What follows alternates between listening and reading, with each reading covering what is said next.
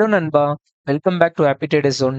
நம்ம சேனல்ல IPO, mutual fund, share market, investment மற்றும் ட்ரேடிங் பத்தின எஜுகேஷனல் கண்டென்ட் வீடியோஸ் எல்லாமே வந்து போஸ்ட் பண்ணிட்டு இருக்கோம்.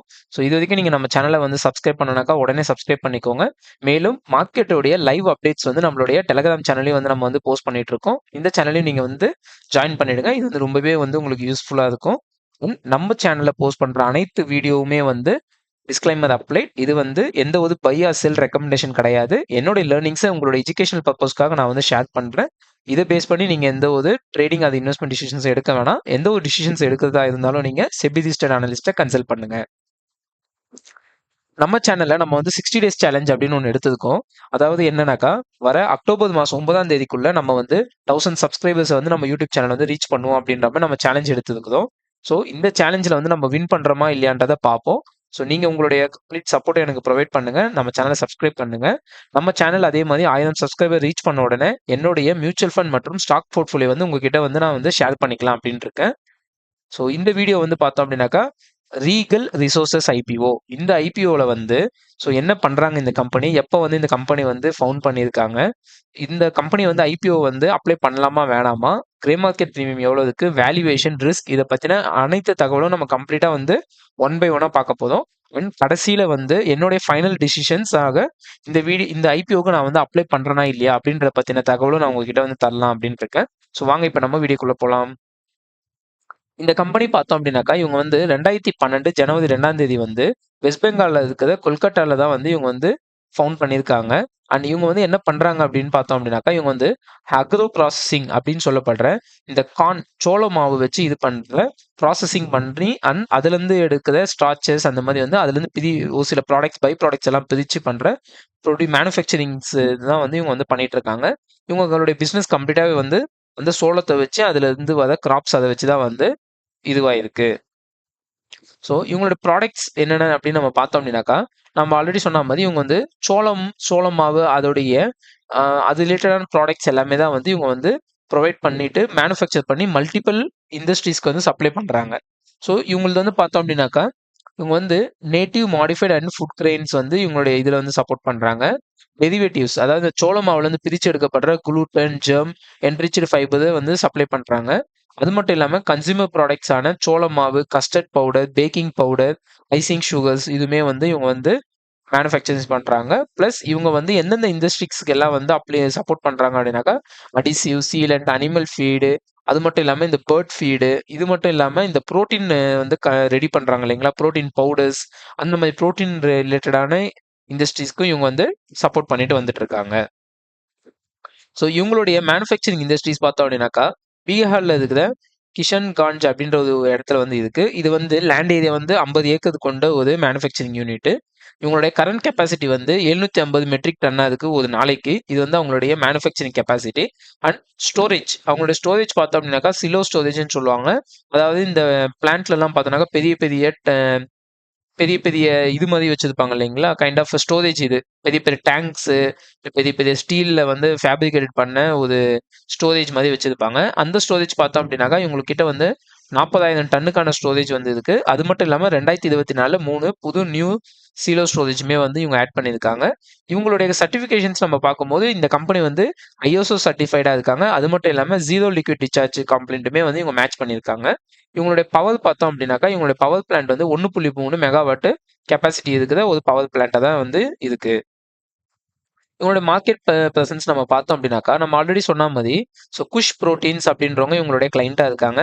And century bulb and papers வந்து இவங்களோட கிளைண்டா இருக்காங்க. இமாமி பேப்பர்ஸ் மில்ஸ் வந்து இவங்களோட கிளைண்டா இருக்காங்க. இவங்க வந்து எந்தெந்த இண்டஸ்ட்ரீஸ்க்குலாம் சப்போர்ட் பண்றாங்க அப்படின்னு பார்த்தோம்னா, நம்ம ஆல்ரெடி பார்த்த மாதிரி இந்த ப்ரோட்டீன் இண்டஸ்ட்ரீஸ், அந்த ப்ரோட்டீன் பவுடர்ஸ் அது ரிலேட்டடான இதுக்கு சப்போர்ட் பண்றாங்க. பேப்பர் இண்டஸ்ட்ரீஸ் சப்போர்ட் பண்றாங்க. Pharma, food, textile and animal ஃபீடுக்கு எல்லாமே வந்து இவங்க வந்து மேனுஃபேக்சர் பண்ணி ப்ராடக்ட்ஸை வந்து செல் பண்றாங்க. கிட்டத்தட்ட பார்த்தோம் அப்படின்னாக்கா இவங்க வந்து 6 to 7 இண்டஸ்ட்ரீஸ்க்கு வந்து சப்போர்ட் பண்ணிட்டு வராங்க. இது வந்து ஒரு நல்ல டைவர்சிஃபிகேஷன் வந்து நமக்கு வந்து காமிக்குது. அது மட்டும் இல்லாம இவங்க வந்து பங்களாதேஷ், நேபாளுக்கு எல்லாத்துக்கும் வந்து எக்ஸ்போர்ட்ஸும் பண்றாங்க. இவங்களுடைய எம்ப்ளாய் ஸ்ட்ரென்த் நம்ம பார்க்கும்போது 463 பேர் வந்து இருக்காங்க. ஐபிஓ ஸ்ட்ரக்சர் பார்த்தோம் அப்படின்னாக்கா இவங்க வந்து 96 102 வந்து ஐபிஓ வராங்க. இது வந்து ஓவர் சப்ஸ்கிரிப்ஷன் ஆகுன்ற பட்சத்துல 102 அப்ளை பண்றவங்களுக்கு லாட்ரி பேசிஸ்ல தான் வந்து ஐபிஓ அலாட்மெண்ட் வந்து கிடைக்கும். ஸ்டாக்கோடைய ஃபேஸ் வேல்யூ பார்த்தோம்னா ரூ. 5 இருக்கு. லாட் சைஸ் வந்து 144 ஷேர். மினிமம் இன்வெஸ்ட்மெண்ட் வந்து ரூ. 14,688 வேணும் ரீட்டைல் இன்வெஸ்டருக்கு. இவங்களுடைய எக்ஸ்சேஞ்ச் பார்த்தோம்னாக்கா என்எஸ்சி அண்ட் பிஎஸ்சி 2 எக்ஸ்சேஞ்சிலும் இவங்க வந்து லிஸ்டிங் வராங்க. அண்ட் ரிஜிஸ்ட்ரார் பார்த்தோம் அப்படின்னாக்கா லிங்க் இன் டைம் இந்தியா இவங்க தான் வந்து ரிஜிஸ்டராக இருக்காங்க. இவங்களுடைய ஐபிஓ வந்து 306 கோடியா இருக்கு. இதுல ஃப்ரெஷ் இஷ்யூ வந்து 210 கோடியும், ஆஃபர் ஃபார் சேல் 96 கோடியும். அதாவது ஆல்ரெடி இந்த கம்பெனியை வந்து ஓன் பண்ணிட்டு இருக்கிறவங்க 96 கோடிக்கு வந்து அவங்களோட ஷேர்ஸை வந்து செல் பண்றாங்க. ஸோ மொத்தம் வந்து 306 கோடியா இருக்கு. இந்த ஃப்ரெஷ் இஷ்யூ 210 கோடியில் அவங்க என்ன பண்ண போறாங்கன்னு பார்த்தோம் அப்படின்னாக்கா அவங்களுடைய கடன் வந்து கொஞ்சம் இருக்கு இந்த கம்பெனிக்கு. அதுல 159 கோடி வந்து கடனுக்கு வந்து அடைக்க போறாங்க. மிச்சதை வந்து ஜென்ரல் கார்பரேட் பர்பஸ்க்கு ஒரு 50 கோடி வந்து யூஸ் பண்ண போறாங்க. ஐபிஓடைய டீடைல்ஸ் நம்ம பார்த்தோம் அப்படின்னாக்கா ஸோ ஆகஸ்ட் 12ஆம் தேதி வந்து ஓப்பன் ஆகுது இந்த ஐபிஓ. ஆகஸ்ட் 14ஆம் தேதி வந்து க்ளோஸ் ஆகுது. அலாட்மெண்ட் ஃபைனலைசேஷன் வந்து ஆகஸ்ட் 18. ரீஃபண்ட் நம்ம வந்து அப்ளை பண்ண ஃபண்டு அப்படி இல்லைனாக்கா அலாட்மெண்ட் கிடைச்சது அப்படின்னா அந்த ஷேர்ஸ் வந்து நம்ம டிமோட் அக்கௌண்ட்ல ஆட் ஆகுது. ரெண்டுமே வந்து ஆகஸ்ட் 19ஆம் தேதி.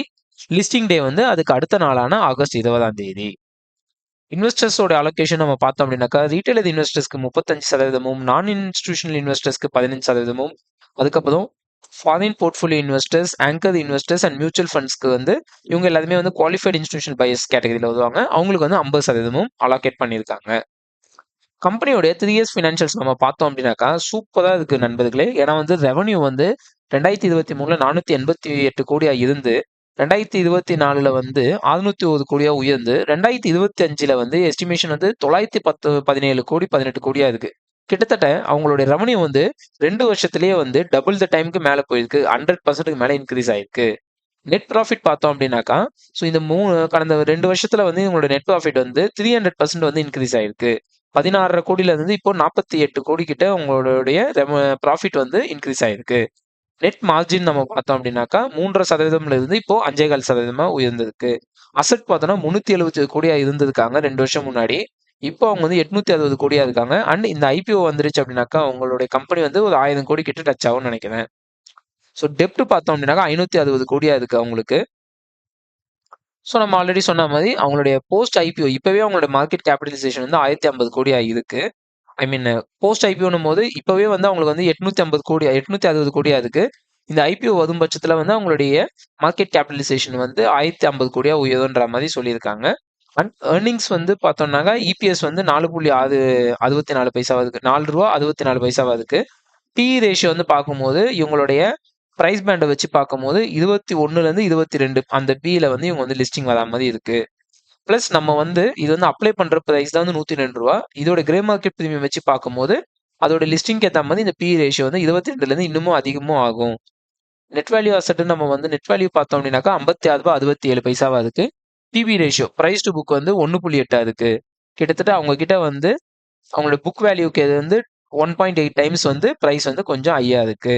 ரிட்டர்ன் ஆன் நெட் ஒர்த்னு பார்க்கும்போது வருஷம் வந்து 20.2% வந்து 20.25% வந்து ரிட்டர்ன் ஆன் நெட் ஒர்த் வந்து ப்ரொவைட் பண்றாங்க. ஸோ இந்த கம்பெனியோட கீ ஸ்ட்ரென்த் அப்படின்னு நம்ம பார்த்தோம்னாக்கா இவங்க வந்து ஸ்ட்ராட்டஜிக்கல் லொக்கேஷன்ல தான் வந்து லொக்கேட் ஆயிருக்காங்க. அதாவது அவங்களுக்கு வர கிடைக்கிற ரா மெட்டீரியல்ஸ் எங்கேருந்து கிடைக்குதோ அங்கேயே அவங்களுடைய மேனுஃபேக்சரிங் செட்டப்பும் வச்சிருக்காங்க. ப்ளஸ் அவங்களுடைய டிஸ்ட்ரிபியூஷனுமே வந்து மெஜாரிட்டி அதே லொக்காலிட்டிலே இருக்கு. ப்ளஸ் எக்ஸ்போர்ட்ஸும் பண்றாங்க. இதனால அவங்களுக்கு டிரான்ஸ்போர்ட்டேஷன் காஸ்ட், மெட்டீரியல் மூவ்மெண்டம் காஸ்ட் எல்லாமே வந்து அவங்களுக்கு சேவ் ஆகும். இது வந்து கம்பெனிக்கு ஒரு நல்ல ப்ராஃபிட்டபிலிட்டியை இன்க்ரீஸ் பண்ணி கொடுக்கும். அது மட்டும் இல்லாம இவங்க கிட்ட வந்து டைவர்சிஃபைடு ப்ராடக்ட் போர்ட்ஃபோலியோ வச்சிருக்காங்க. ஏன்னா நம்ம ஆல்ரெடி பார்த்த மாதிரி இவங்க 7லேருந்து 8 இண்டஸ்ட்ரீஸ்க்கு வந்து மட்டுமே சப்ளை பண்றாங்க. ஒரு இண்டஸ்ட்ரீஸ் வந்து டவுனா இருந்தாலும் அடுத்த இண்டஸ்ட்ரீஸ் வந்து கை கொடுக்கும்.